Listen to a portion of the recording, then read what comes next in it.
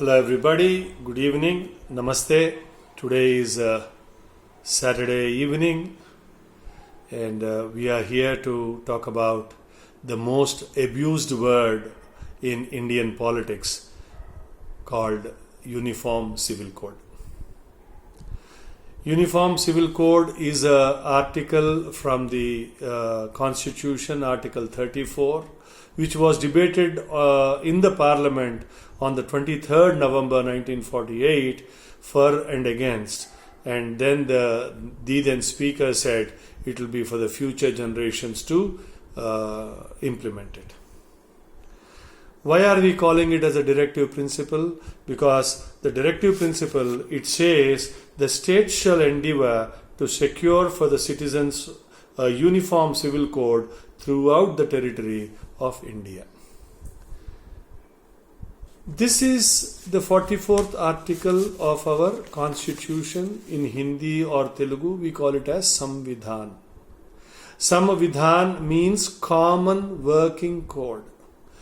In English we didn't have any word, so the closest we took was the Constitution. The Constitution of India, in which the Article 44 is almost like a fundamental right for every citizen of this country. Why are we talking about the Uniform Civil Code? Because there is something called as the law of the Sharia.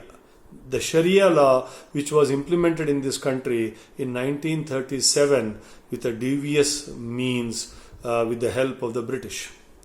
Until then, we had a common practice, common code, except in Kerala, where they had the otherwise, where the woman can pass all the inheritance to her daughters or to the daughter-in-laws. That was called as the Maru Makkatayam. Maru Makkatayam was a practice in Malabar. So there was a common practice all over. Then from 1937, which means hardly 70 plus years, is the age of this Sharia in this country. What are the commonalities that we have today?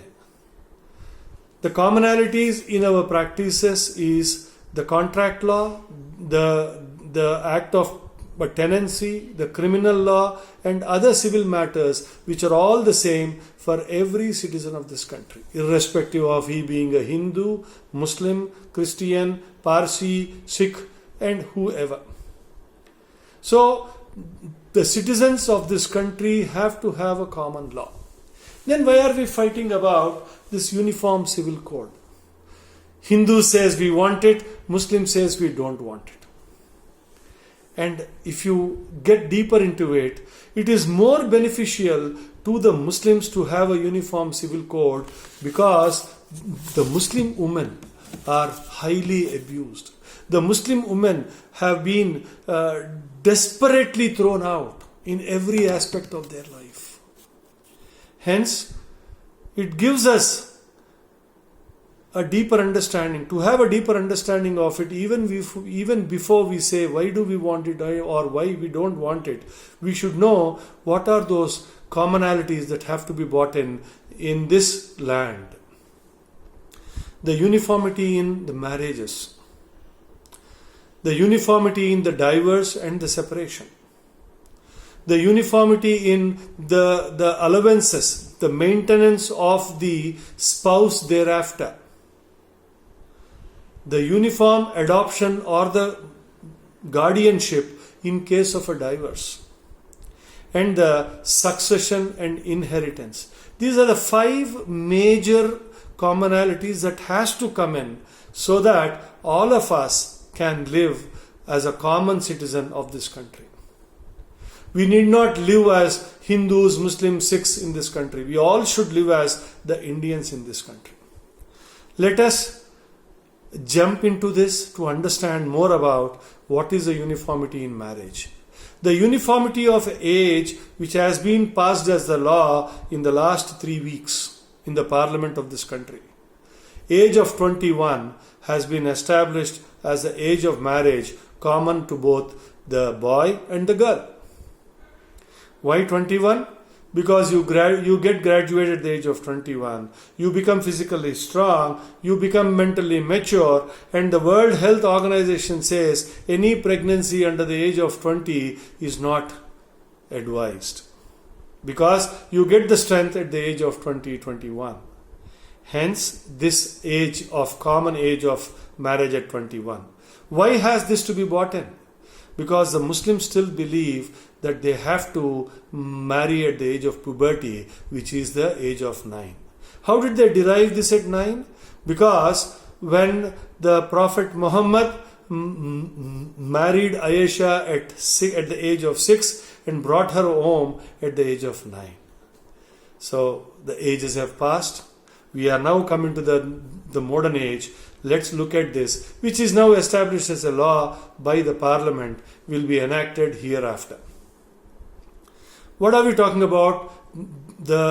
If this marriage happens happily and everybody wants to live happily, there's no problem. But there are reasons why they get separated.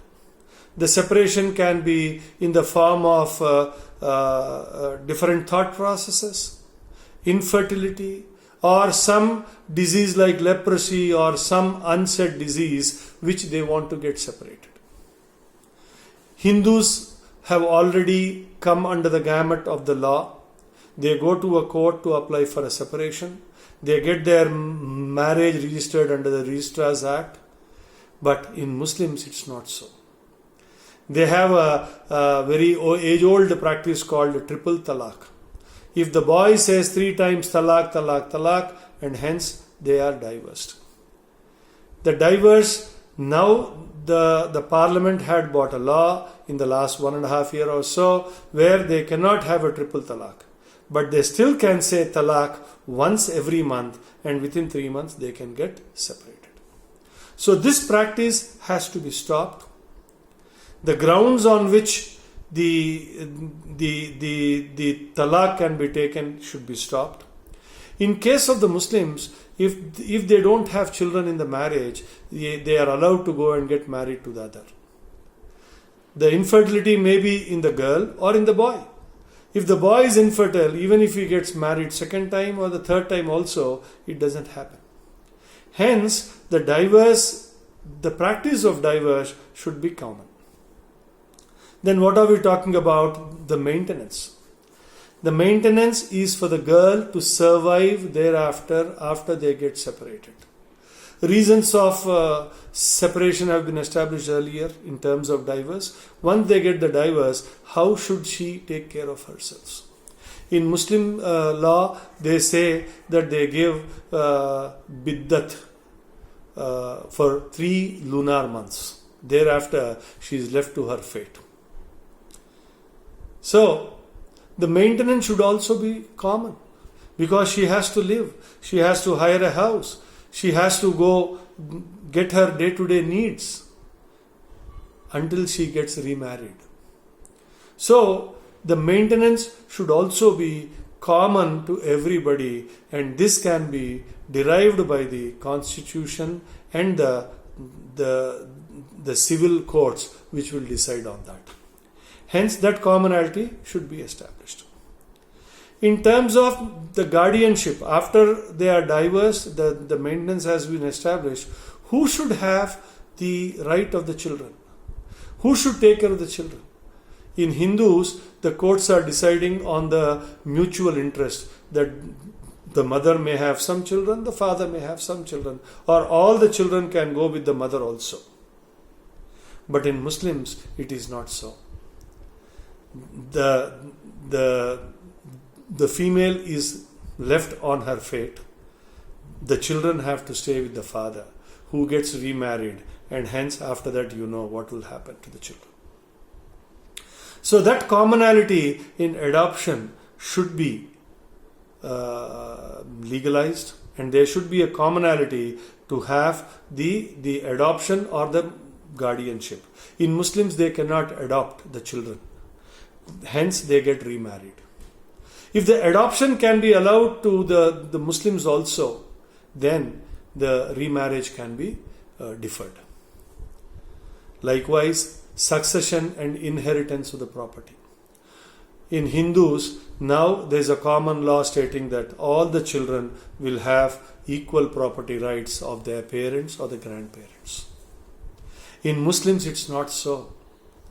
The girl cannot be given the property right. What they can do is 33% can be given to the children of the Muslim girl, and the rest of it has to go to the Waqf board.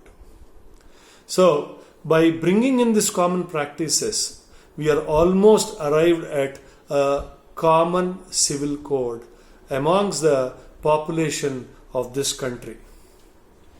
I wish we all live as the Indian citizens, not as the Malayalis, the Tamils, the Telugus, the Marathis, the Hindi, or we need not live like I am a Christian, I am a Muslim, I am a Hindu. We all should live like the citizens of this great grand country called Bharat. Mera Bharat Mahan. We all live happily with these commonalities under us. Hope you like this video. Please share this, take it to your corporators, give it to your MLAs, and first of all, educate your own friends, educate your own relatives and the family members of what it takes to be having a uniform civil code in this country. I request you all to subscribe to this channel and share the video. Rambabu, Cheruvu, Hyderabad.